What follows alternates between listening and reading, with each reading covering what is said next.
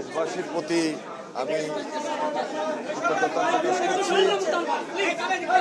অনেক কঠিন দায়িত্ব, বড় দায়িত্ব। প্রতীক্ষার পর অনেক শ্রম, ঘাম, ত্যাগ, গুম, অত্যাচার, নির্যাতনের পর আমরা এই নতুন কঠিন দায়িত্বটুকু গ্রহণ করেছি। ইনশাল্লাহ সবাই আমাদের জন্য দোয়া করবেন। প্রতি কৃতজ্ঞতা প্রকাশ করছি এবং সকলের কাছে সর্বাত্মক সহযোগিতা কামনা করছি।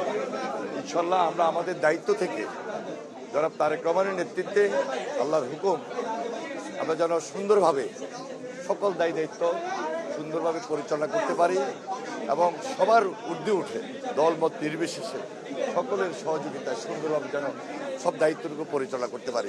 দোয়া করবেন সবাই, ইনশাআল্লাহ দোয়া করবেন। অজস্র ধন্যবাদ।